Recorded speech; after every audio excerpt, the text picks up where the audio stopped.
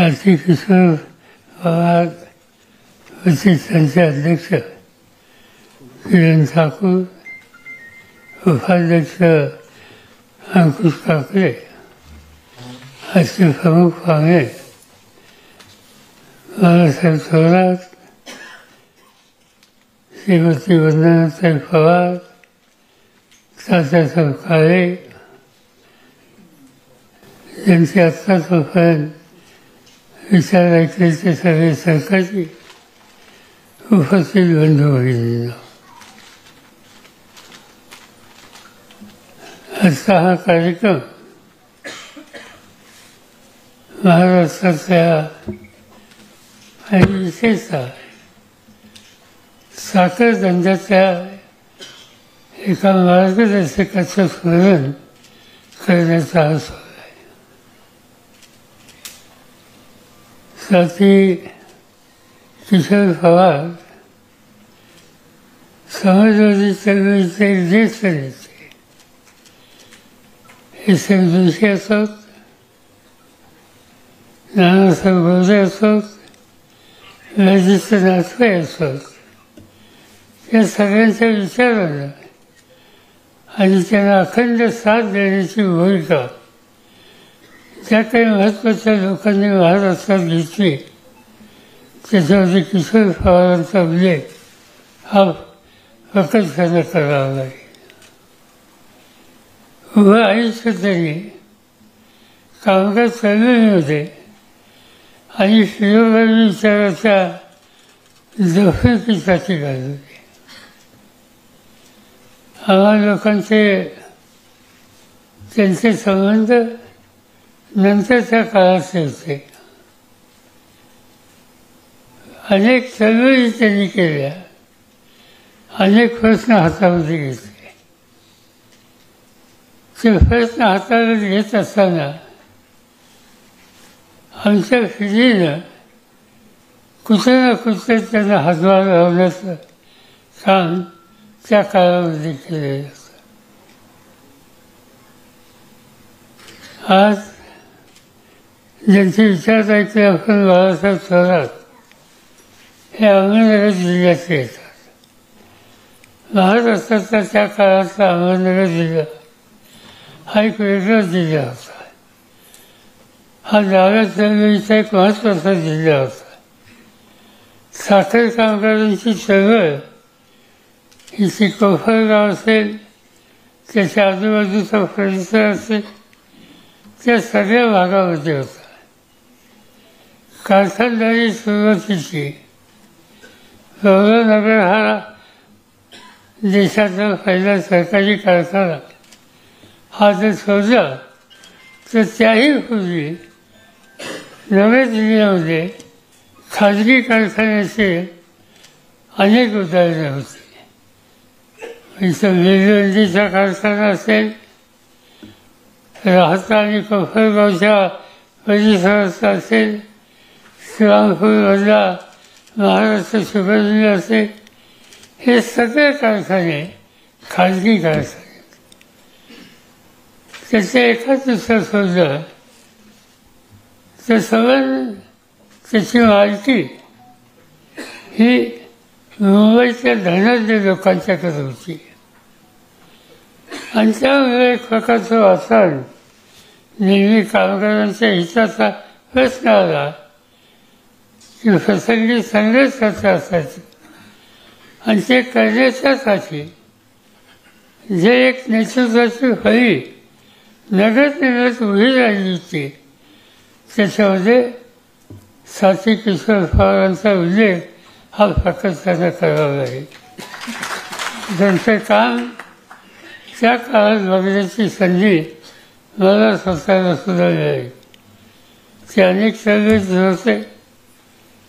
पण मी एक गमतीची गोष्ट सांगू इच्छितो. मी 9वीला शिकत असताना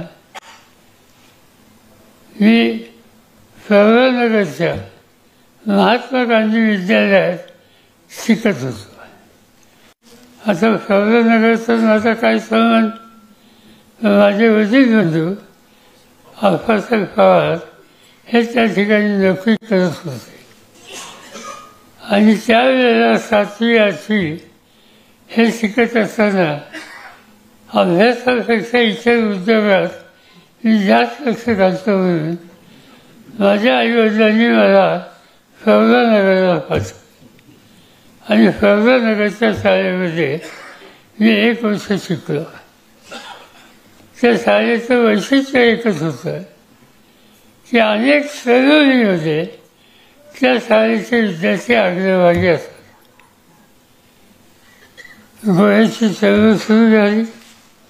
SM जोशी असतील, मॅजिस्टर नाथपाई असतील, किशोर पवार असतील, या सगळ्यांनी त्या चळवळीत झोकून दिल्या. आणि एक मोठा सत्याग्रह करण्याचा निर्णय झाला. आणि तो सत्याग्रह कुठं, तो गोव्याच्या सीमेवर. हिरवे गुरुजी नावाचे ग्रस्त होते आणि त्यांच्या नेतृत्वाखाली एक सत्याग्रहाची तुकडी होती. पोर्तुगीजांचं स्वराज्य होतं आणि ही तुकडी सत्याग्रह केल्याच्या नंतर त्यांच्यावर पोर्तुगीजांनी गोळीबार केला आणि त्याच्यामध्ये हिरवे गुरुजी हे मृत्यूमुखी पडले. ही बातमी जशी आली तशी महाराष्ट्रात अनेक ठिकाणी चळवळी आल्या. मला सांगायचं ह्याचं कारण माझ्या आयुष्याचे पहिला मोर्चा मी फौलानगरला काढला. शाळा बंद केली आणि शाळा बंद करून पोर्तुगीजांचा निषेध करण्याचा हा मोर्चा मी काढला. माझ्या सार्वजनिक जीवनाची सुरुवात ही इथून सुरू झाली. आम्ही मोर्चा काढला, कारखान्यावर गेलो. कारखान्याच्या लोकांना सांगितलं कारखाना बंद करा, गोळ्याचा सत्याग्रह झाला. हौसाचे पत्करले, हुसाचे तयार झाले. आपल्याला हे सगळं बंद करायचं. कारखान्याच्या संस्थापकांच्या मध्ये अनेक लोक होते. अण्णासाहेब शिंदे होते, पद्मश्री विखे पाटील होते, अनेक लोक होते. त्यांनी हा कारखाना उभा केला आणि आम्ही मोर्चा ज्यावेळी काढला आणि कारखाना बंद करायला सांगायला आलो त्यावेळेला विखे पाटील म्हणजे पद्मश्री पहिले विखे पाटील हे त्या ठिकाणी आले आणि त्यांनी आम्हाला लोकांना विचारलं, ओरडलो, काय तुमचं म्हणणं आहे? हे सांगितलं कारखाना बंद करा, पोर्तुगीजांचा निषेध करायचा आहे, हिरवे गुरूंची हत्या झालेली आहे. त्यांच्याही त्यांनी कारखाना बंद केला तर तुमचा गोळ्याचा प्रश्न कसा सुटेल? आमच्याकडे काही उत्तर नव्हतं. आम्ही सांगितलं काही नाही, कारखाना बंद कर. विखे पाटलांनी सांगितलं की मी कारखाना कायमचा बंद करतो, गोळा घेऊन दाखवा. आमच्याकडे काही उत्तर नव्हतं. पण माझ्या मनात ही राहिलेली गोष्ट गमतीची. आणि त्या काळामध्ये या सवर्ण गोळ्याच्या चळवळीचं नेतृत्व करण्याचं काम किशोर आणि त्यांचे बाकीचे सहकारी करत होते. एक महाराष्ट्रामध्ये वेगळं वातावरण त्या काळामध्ये झालं. अनेक गोष्टी त्यांच्या सांगता येतील. महाराष्ट्राचा आता ठाकूरांनी उल्लेख केला सीमा प्रश्नाच्या संबंधी.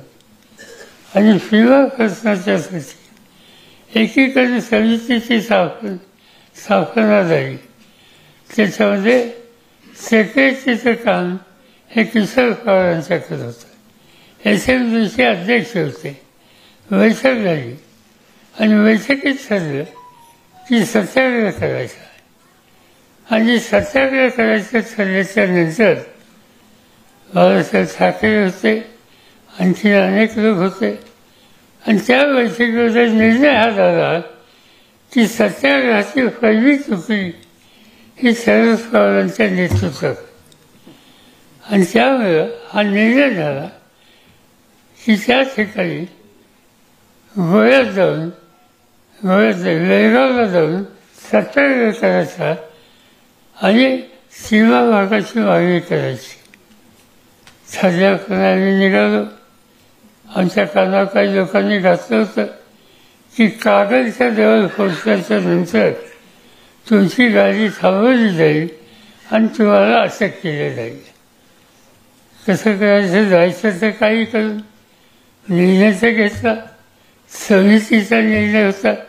सत्याग्रहाची पहिली चुकली, त्याच्यात माझं नाव, आणि तेव्हा मला गेलंच पाहिजे हा निर्णय आम्ही लोकांनी घेतला. आणि शेवटी जायचं कसं, तर शेवटी कागलच्या अलीकडं वेळ बदलला. गाडीचा ड्रायव्हर मी झालो आणि दुसरा ड्रायव्हर मागं बसवला आणि ती गाडी आम्ही बेळगावच्या दिशेने नेली. सीमा भागाचे सुरुवात इथून होते. त्या कागलच्या पुढं गाडी थांबवली. पोलिसांनी विचारलं कर्नाटकच्या, कौन है? हम है. हम है कौन? हम है मेरे कासिम भाई. अच्छा, कौन आहे हा लोक? बघितले एक दोन लोक कोणी नव्हतंच. गाडी मी चालवत होतं. पाठीमागं ड्रायव्हर बसला होता आणि त्याला काही ह्याच्यात जाऊन दिसलं नाही. त्यांनी गाडी आमची सोडली आणि सोडल्याच्या नंतर बेळगावला गेल्यानंतर बहुतेक होळकर का कोणाचं होळकर समितीने सांगितलं होळकर म्हणून कार्यकर्ते होते, त्यांच्या घरी जायचं. रात्री 2 वाजताच्या घरी जाऊन आम्ही मुक्काम केला आणि दुसऱ्या दिवशी सकाळी 9 वाजता सत्याग्रह करायचं जे ठिकाण होतं त्या ठिकाणी एका घराच्या भिंतीवरनं उड्या मारून आम्ही लोकांनी तिथं सत्याग्रह केला. त्यावेळेला कर्नाटकचे पोलीस अत्यंत रागावलेले होते. त्यांनी सत्याग्रहाच्यावर लाठी हल्ला केला. आम्हाला 10 लाथ्या बसल्या आणि अटकही झाली. आणि अटक झाल्याच्या नंतर बेळगावच्या जवळ एक धरण आहे. कोणतं धरण? हिडकल डॅम. तर आम्हाला पकडून तिथं नेऊन ठेवलं. SMBC नाही कळल्याच्या नंतर SM त्या ठिकाणी आले. त्या धरणावर तिथं आम्हाला अटक करून ठेवली. तिथं गेले. त्यांना कोणी आढळलं नाही आणि आम्हा लोकांना भेटले आणि आम्हा लोकांचा विश्वास वाढवला. मला सांगायचं कौतुक असं की माझ्या पाठीवर 7 काठ्या बसलेल्या होत्या आणि त्याचा परिणाम काय होतो, तुम्ही सगळे चळवळीचे कार्यकर्ते आहात तर त्यामुळे तुम्हाला हल्लीच पाहिजे. पण मी प्रेमाने पाठीवर हात फिरवला आणि त्याच्यानंतर सुटका झाल्याच्यानंतर किशोर पवार आणि बाकीच्या सगळ्यांनी हा सत्याग्रहाचा कार्यक्रम पुढे चालू ठेवायचा हा निर्णय त्या ठिकाणी घेतला. त्याच्यानंतरची दुसरी चुकी ही छगन भुजबळ यांच्या नेतृत्वाखाली. निहाल अहमद आणि छगन भुजबळ. निहाल अहमद आणि छगन भुजबळ. छगन भुजबळांनी गमतीच केलं. त्यांनी गोव्यातच त्या भागातून जायचं ठरवलं. त्यांनी कफे बदलले. पोलीस अधिकाऱ्याचे कफे घातले आणि पोलीस अधिकाऱ्यांचे कफे घातल्याच्यानंतर त्यांना आढळलं. त्यांना विचारलं कोण आहे. त्यांनी सांगितलं हा होमगार्ड आहे. तसा होमगार्ड म्हणल्याच्यानंतर त्यांची गाडी सुटली. पण एके ठिकाणी त्यांना आढळलं, ओळखलं आणि त्यांना 3 महिने तिथल्या तुरुंगामध्ये टाकलं. आमची सुटका ही त्या दिवशी झाली. पण ह्यांना वाजता तिथं महिना 2 महिन्याचा. 9 लोक ठार झाले. तेव्हा गेला 9 लोक तिथं हे झाले. सगळं वातावरण वेगळं झालेलं होतं. आणि या सगळ्यामध्ये त्या समितीचं काम सातत्य घेऊन चालू ठेवण्याचा उपक्रम हा किशोर पवारांनी केलेला होता. अशा अनेक गोष्टी सांगता येतील की त्यांनी चळवळीमध्ये लक्ष घातलं. महाराष्ट्राच्या हिताचा प्रश्न जिथे जिथे येईल मग त्याच्यामध्ये गोवामुक्ती असेल, स्वातंत्र्याचा लढा असेल, हैदराबादच्या स्वातंत्र्याचा लढा असेल, त्या प्रत्येक संघर्षाच्या काळात किशोर पवार हे अग्रभागी राहिलेले होते. अमेरिकेच्या काळामध्ये साखर धंद्याशी माझाही संबंध आला आणि साहजिकच किशोर पवार दुसऱ्या बाजूने असत, अनेक त्यांचे सहकारी असत. आमच्या बैठका व्हायच्या. मी आणि माझ्यावरची भूमिका तात्यासाहेब वगैरे सगळे इथं आहेत. मध्यस्थाची भूमिका माझ्याकडे नेहमीच्याने आज करेल. अगदी यंदाचा सुद्धा निर्णय माझ्या स्वातंत्र्या ठिकाणी झाला. पण सांगायचं तात्पर्य आहे की संघर्ष व्हायचा. साखर कामगार संघटनेचे हे सगळे नेते मंडळी या ठिकाणी आहेत. ते ज्या वेळेला चर्चेला यायचे त्यावेळी त्यांचं रूपच वेगळं असायचं. नेहमी प्रेमाने बोलणारे, पण चर्चेला आल्याच्या नंतर कुठली गोष्ट सोडायची नाही ही भूमिका घेणारे आणि त्यांचं मार्गदर्शन किशोर पवारांचं असतं. आणि दुसऱ्या बाजूनं शंकरराव कोल्हे, शंकरराव काळे आणि हे बाकीचे साखर धंद्याचे लोक. प्रश्न असा आहे आणि तो गमतीचा आहे, बैठकीला बसल्याच्या नंतर कोल्हे आणि किशोर यांचा संघर्ष इतक्या टोकाला जायचा आणि सगळं संस्थेच्या नंतर जेवढं सख्य भाऊ असायचं तसं वागायचे, तशा प्रकारचं नव्हतं हे त्या ठिकाणी होतं. आणि म्हणून सगळं महाराष्ट्राच्या साखर धंद्याच्या कष्टकऱ्यांनी नेहमीच शेतकऱ्यांच्या हिताचा, महाराष्ट्राच्या हिताचा हा विचार त्यांनी घेतला. तो कधी सोडला नाही आणि त्याची शिकवण एस एम जोशी असतील, किशोर पवार असतील, या अनेकांची त्या ठिकाणी होती. आज महाराष्ट्राचं चित्र बघितलं तर आज भारतामध्ये साखरेचा धंदा हा महत्त्वाचा आहे. एक काळ असा होता की महाराष्ट्रामध्ये कापडगिरी हा धंदा होता. तुम्हाला ठाऊक आहे की मुंबईमध्ये शेकडो कापडगिऱ्या होत्या. गिरणगाव नावाचा भाग एक प्रकारचा कामगारांची जबरदस्त शक्ती असलेला तो भाग होता.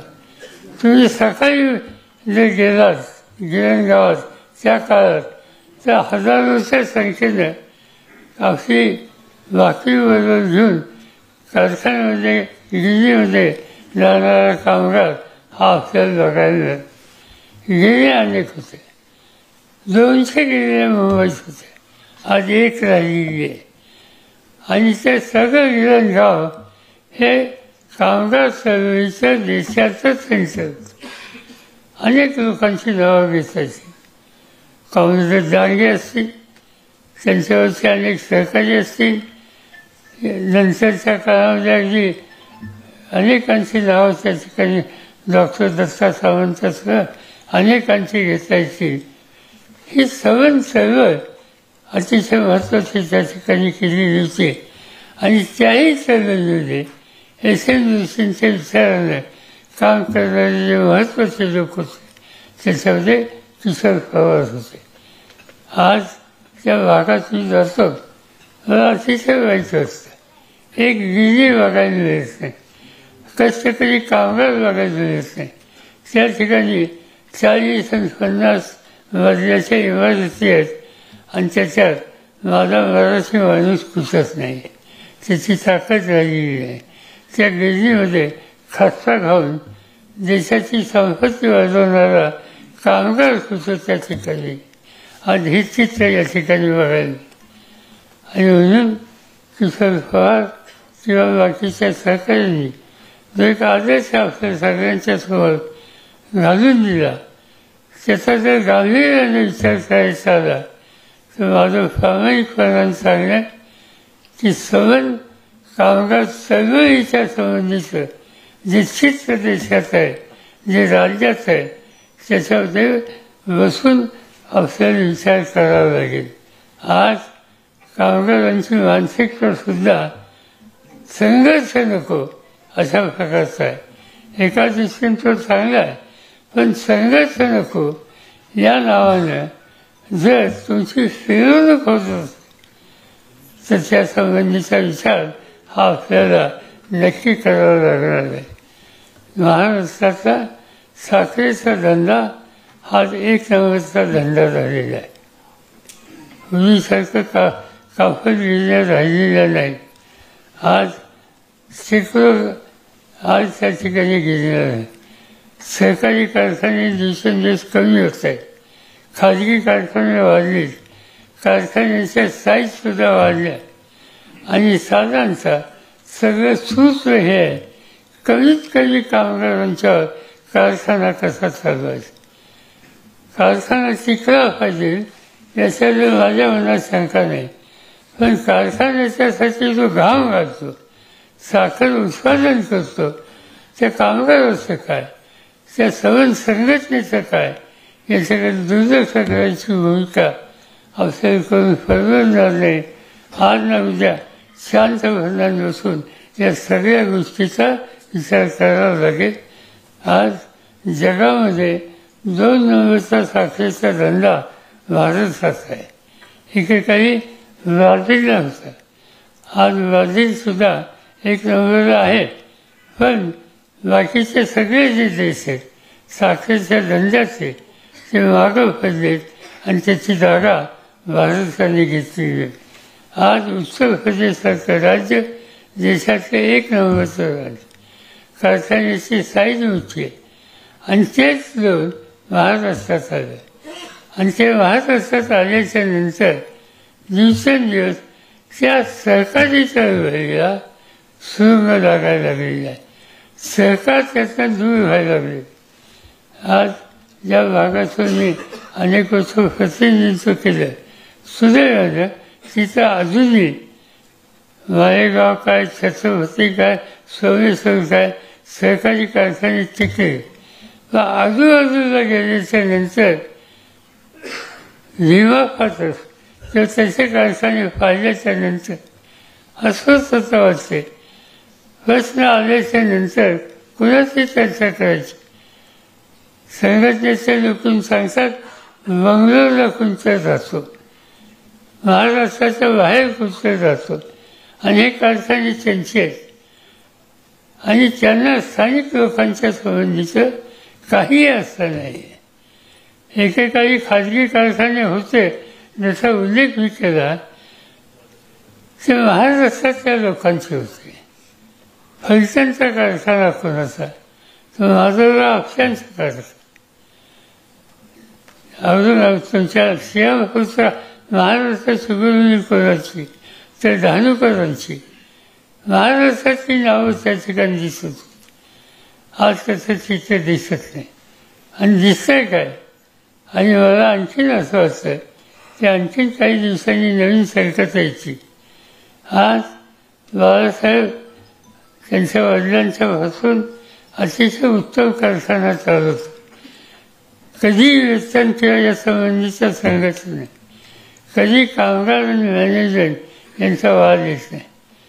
पण मला त्यांची सुद्धा काळजी असते आणि त्याचं कारण आजूबाजूला कारखाने खाजगी आहे त्याचं स्वरूप बदलले.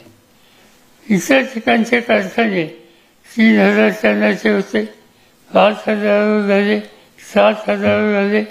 आता 20,000 टनाचे कारखाने, 20,000 कारखाने हे झाले.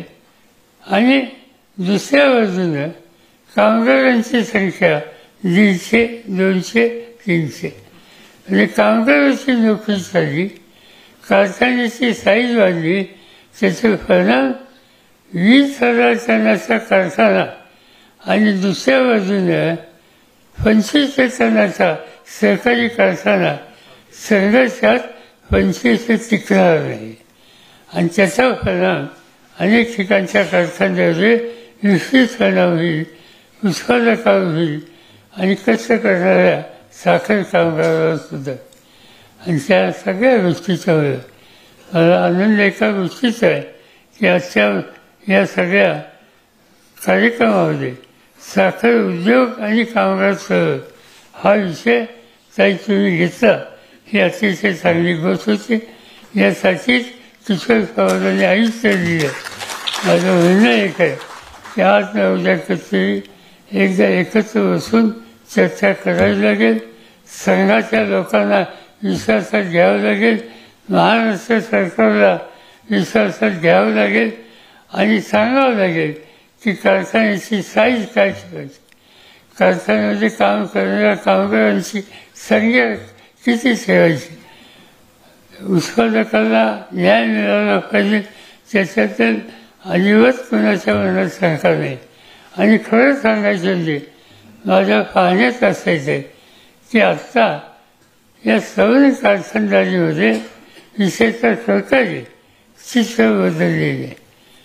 त्या ठिकाणचा कामगार निदान 40% तरी कामगार बहुतेक त्या कारखान्याचा सभासद असतो. तो मालकही व्हायला लागलेला आहे. हे चित्र आहे. आणि ते जर चित्र टिकवायचं असेल तर दोघांच्या हिताचा विचार करावा. नुसता साखर एकच साखर हा धंदा करून परवडणार नाही. आज साखर तयार करतो, वीज तयार करतो, इथेनॉल तयार करतो. हा ब्राझील जगातला एक नंबरचा देश जो आहे. तर मी आणि बाळासाहेब थोरात तिथे गेलो होतो आम्ही एकदा सगळी कारखानदारी बघायला. आजताच गेल्या आठवड्यात एक तिथले कारखानदार मला भेटले. ते मराठी आहेत, ते आपल्या बेळगावचे आहेत आणि हुलकुंबी. तर त्यांचे कारखाने तिथे होते ते सोडले. आता एक कारखाना त्यांचा आहे. कालच माझ्याकडे होती म्हणजे कसा चालला आहे कारखाना? चांगला चालला आहे. काल किती टनाचा आहे? 35,000 टन रोज. 35,000 टन रोज हा कारखाना. म्हणजे ऊस उत्पादक किती? ऊस उत्पादक 16, 15, 16, 20 याच्यापेक्षा जास्त ऊस उत्पादक ब्राझीलमध्ये नाही आहेत. म्हणजे चित्र सगळं बदलत आहे. आणि याची नोंद आपण घेऊन सरकारला काही धोरणं आखायला लावून सरकारी चळवळीत काम करणाऱ्या नेत्यांना विश्वासात घेऊन आणि साखर धंद्यातल्या कष्टकरी कामगारांचे किंवा लोकांच्या संघटनांना विश्वासात घेऊन आपल्याला पुढची पावलं ही टाकावी लागते. आणि म्हणून दिवस चालले नाहीत. पण एक गोष्ट चांगली आहे की अजूनही या सवय कारखानदारीमध्ये संघर्ष असेल तिथे संघर्ष करतात. पण कितपत आणायचं याचं ताल समजा कामगार संघटना पाळतात आणि त्यामुळं ही कारखानदारी टिकली. आणि ती टिकवण्याचं काम आपल्याला करायचं. ते काम आपण प्रामाणिकपणे केलं तर ही खऱ्या अर्थानं किशोर पवारांना श्रद्धांजली होईल. या सगळ्या कामामध्ये आम्ही लोक अंतकरणापासून तुमच्याबरोबर आहोत एवढं सांगतो. आणि दुर्दैवानं माझा घसा फार दूर बसला आहे त्यामुळं मी काही जास्त बोलू शकतो नाही. पण आज या निमित्ताने इथे येता आलं. किशोर पवारांची आठवण आली आणि जुन्या त्यांच्या कर्तृत्वाच्या अनेक गोष्टींची यादी देता येईल अशा गोष्टी नजरेसमोर आल्या. आणि ती संधी तुम्ही लोकांनी दिली त्याबद्दल तुम्हाला धन्यवाद देतो. माझे 2 शब्द सांगतो.